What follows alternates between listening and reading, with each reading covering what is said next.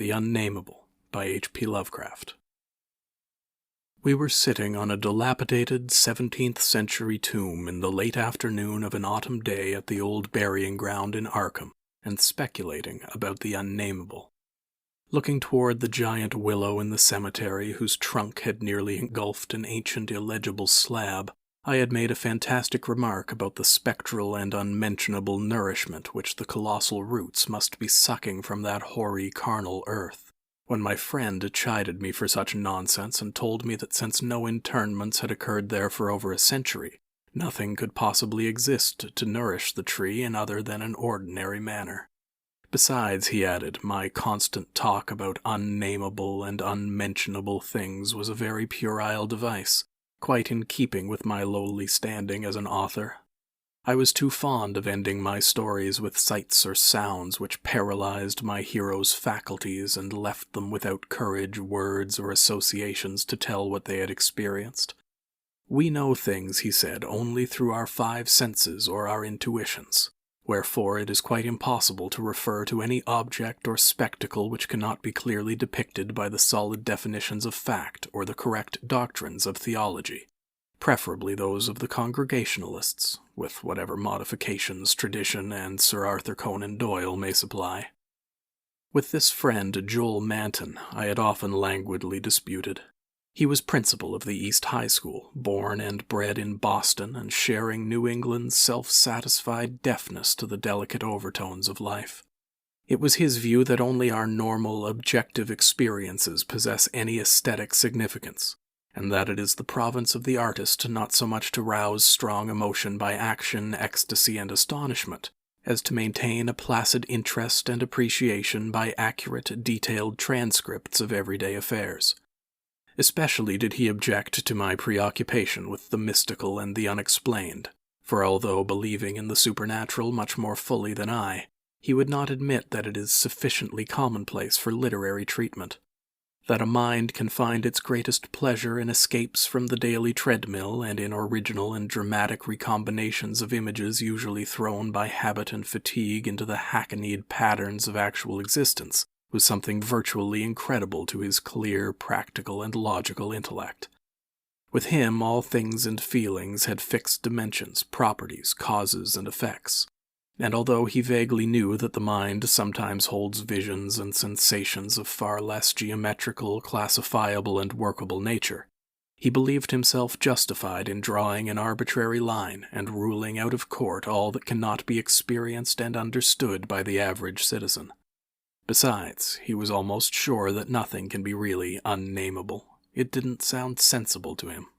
Though I well realized the futility of imaginative and metaphysical arguments against the complacency of an orthodox sun-dweller, something in the scene of this afternoon colloquy moved me to more than usual contentiousness.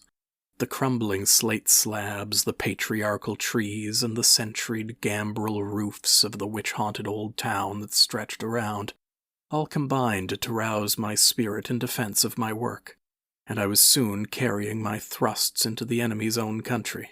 It was not, indeed, difficult to begin a counterattack, for I knew that Joel Manton actually half clung to many old wives' superstitions which sophisticated people had long outgrown, beliefs in the appearance of dying persons at distant places and in the impressions left by old faces on the windows through which they had gazed all their lives. To credit these whisperings of rural grandmothers, I now insisted, argued a faith in the existence of spectral substances on the earth apart from and subsequent to their material counterparts. It argued a capability of believing in phenomena beyond all normal notions, for if a dead man can transmit his visible or tangible image half across the world, or down the stretch of the centuries, how can it be absurd to suppose that deserted houses are full of queer sentient things, or that old graveyards teem with the terrible unbodied intelligence of generations? And since spirit, in order to cause all the manifestations attributed to it, cannot be limited by any of the laws of matter, why is it extravagant to imagine psychically living dead things in shapes or absences of shapes, which must for human spectators be utterly and appallingly unnameable? Common sense in reflecting on these subjects, I assured my friend with some warmth, is merely a stupid absence of imagination and mental flexibility. Twilight had now approached, but neither of us felt any wish to cease speaking. Manton seemed unimpressed by my arguments and eager to refute them, having that confidence in his own opinions which had doubtless caused his success as a teacher, whilst I was too sure of my ground to fear defeat. The dusk fell, and lights faintly gleamed in some of the distant windows, but we did not move. Our seat on the tomb was very comfortable, and I knew that my prosaic friend would not mind the cavernous rift in the ancient root-disturbed brickwork close behind us, or the utter blackness of the spot brought by the invention of a tottering, deserted 17th-century house between us and the nearest lighted road. There in the dark upon that riven tomb by the deserted house, we talked on about the unnameable, and after my friend had finished his scoffing, I told him of the awful evidence behind the story at which he had scoffed the most. My tale had been called The Attic Window, and appeared in the January 1922 issue of Whispers. In a good many places, especially the South and the Pacific Coast, they took the magazines off the stands at the complaints of silly milksops. But New England didn't get the thrill, and merely shrugged its shoulders at my extravagance. The thing, it was averred, was biologically impossible to start with, merely another of those crazy country mutterings which Cotton Mather had been gullible enough to dump into his chaotic Magnalia Christi Americana, and so poorly authenticated that even he had not ventured to name the locality where the horror occurred. And as to the way I amplified the bare jotting of the old mystic, that was quite impossible, and characteristic of a flighty and notional scribbler. Mather had indeed told of the thing as being born, but nobody but a cheap sensationalist would think of having it grow up, look into people's windows at night, and be hidden in the attic of a house in flesh and spirit, till someone saw it at the window centuries later and couldn't describe what it was that turned his hair gray. All this was flagrant trashiness, and my friend Manton was not slow to insist on that fact. Then I told him what I had found in an old diary kept between 1706 and 1723, unearthed among family papers not a mile from where we were sitting. That, and the certain reality of the scars on my ancestor's chest and back which the diary described. I told him, too, of the fears of others in that region, and how they were whispered down for generations, and how no mythical madness came to the boy who, in 1793, entered an abandoned house to examine certain traces suspected to be there. It had been an eldritch thing. No wonder sensitive students shudder at the Puritan age in Massachusetts. So little is known of what went on beneath the surface. So little, yet such a ghastly festering as it bubbles up putrescently in occasional ghoulish glimpses. The witchcraft terror is a horrible ray of light on what was stewing in men's crushed brains, but even that is a trifle. There was no beauty, no freedom. We can see that from the architectural and household remains, and the poisonous sermons of the cramped divines. And inside that rusted iron straitjacket lurked gibbering hideousness, perversion, and diabolism. Here truly was the apotheosis of the unnameable. Cotton Mather, in that demoniac sixth book which no one should read after dark, minced no words as he flung forth his anathema, stern as a Jewish prophet and laconically unamazed as none since his day could be. He told of the beast that had brought forth what was more than beast but less than man, the thing with the blemished eye, and of the screaming, drunken wretch that hanged for having such an eye. This much he baldly told, yet without a hint of what came after. Perhaps he did not know, or perhaps he knew and did not dare to tell. Others knew but did not dare to tell. There is no public hint of why they whispered about the lock on the door to the attic stairs in the house of a childless, broken, embittered old man who had put up a blank slate slab by an avoided grave, although one may trace enough evasive legends to curdle the thinnest blood. It is all in that ancestral diary I found, all the hushed innuendos and furtive tales of things with a blemished eye seen at windows in the night or in deserted meadows near the woods. Something had caught my ancestor on a dark valley road, leaving him with marks of horns on his chest and of ape-like claws on his back, and when they looked for prints in the trampled dust, they found the mixed marks of split hooves and vaguely anthropoid paws. Once a post-rider said he saw an old man chasing and calling to a frightful, loping, nameless thing on Meadow Hill in the thinly moonlit hours before dawn, and many believed him. Certainly there was strange talk one night in 1710, when the childless, broken old man was buried in the crypt behind his own house in sight of the blank slate slab. They never unlocked that attic door, but left the whole house as it was, dreaded and deserted. When noises came from it, they whispered and shivered, and hoped that the lock on that attic door was strong. Then they stopped hoping when the horror occurred at the parsonage, leaving not a soul alive or in one piece.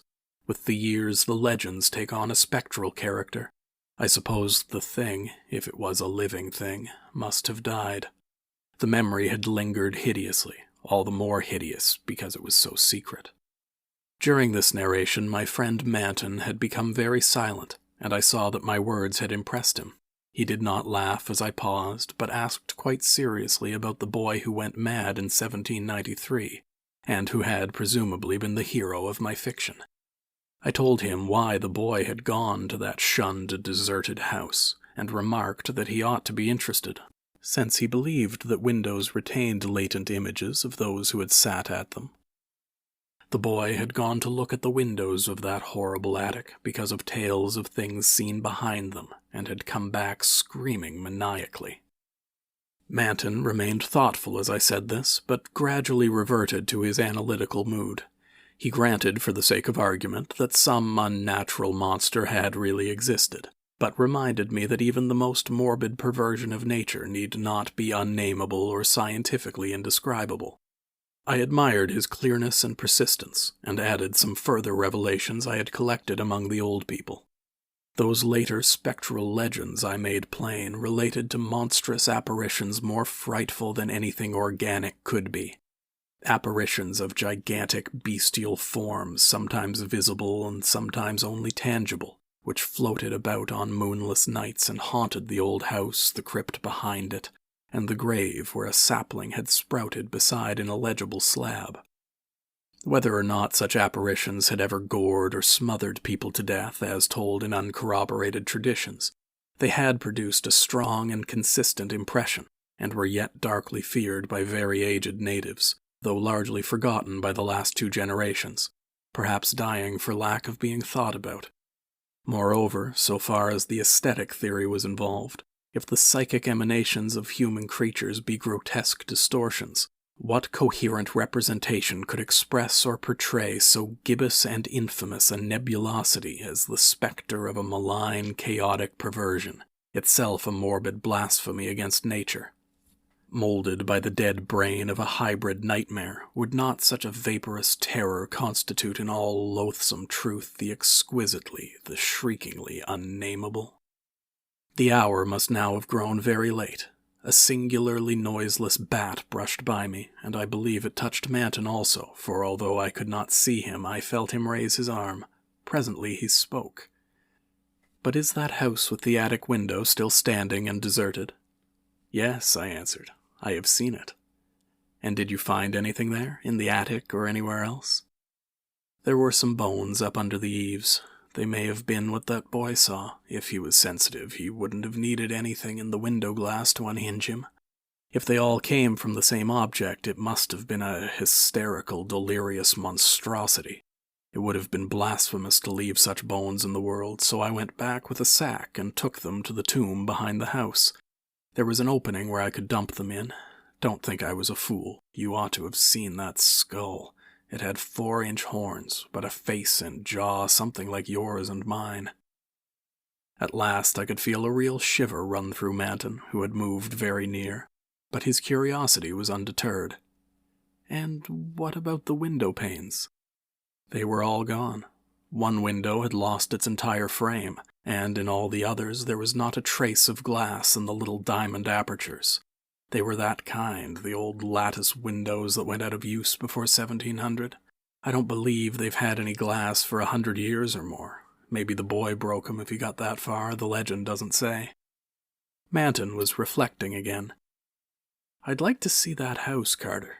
Where is it? Glass or no glass, I must explore it a little. And the tomb where you put those bones, and the other grave without an inscription, the whole thing must be a bit terrible. You did see it, until it got dark. My friend was more wrought upon than I had suspected, for at this touch of harmless theatricalism he started neurotically away from me, and actually cried out with a sort of gulping gasp which released a strain of previous repression. It was an odd cry, and all the more terrible because it was answered, for as it was still echoing I heard a creaking sound through the pitchy blackness, and knew that a lattice window was opening in that accursed old house beside us. And because all the other frames were long since fallen, I knew that it was the grisly, glassless frame of that demoniac attic window. Then came a noxious rush of noisome, frigid air from that same dreaded direction, followed by a piercing shriek just beside me on that shocking rifted tomb of man and monster. In another instant I was knocked from my gruesome bench by the devilish threshing of some unseen entity of titanic size but undetermined nature, knocked sprawling on the root-clutched mold of that abhorrent graveyard, while from the tomb came such a stifled uproar of gasping and whirring that my fancy peopled the rayless gloom with Miltonic legions of the misshapen damned. There was a vortex of withering ice-cold wind, and then the rattle of loose bricks and plaster, but I had mercifully fainted before I could learn what it meant. Manton, though smaller than I, is more resilient, for we opened our eyes at almost the same instant despite his greater injuries. Our couches were side by side, and we knew in a few seconds that we were in St. Mary's Hospital. Attendants were grouped about in tense curiosity, eager to aid our memory by telling us how we came there, and we soon heard of the farmer who had found us at noon in a lonely field beyond Meadow Hill, a mile from the old burying ground, on a spot where an ancient slaughterhouse is reputed to have stood. Manton had 2 malignant wounds in the chest, and some less severe cuts or gougings in the back. I was not so seriously hurt, but was covered with welts and contusions of the most bewildering character, including the print of a split hoof. It was plain that Manton knew more than I, but he told nothing to the puzzled and interested physicians till he had learned what our injuries were. Then he said we were the victims of a vicious bull, though the animal was a difficult thing to place and account for.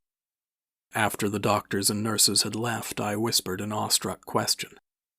Good God, Manton, but what was it? Those scars. Was it like that? And I was too dazed to exult when he whispered back a thing I had half expected. No, it wasn't that way at all. It was everywhere. A gelatin, a slime, yet it had shapes, 1,000 shapes of horror beyond all memory. There were eyes and a blemish. It was the pit, the maelstrom, the ultimate abomination.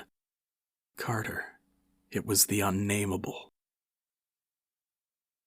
End of The Unnameable by H.P. Lovecraft.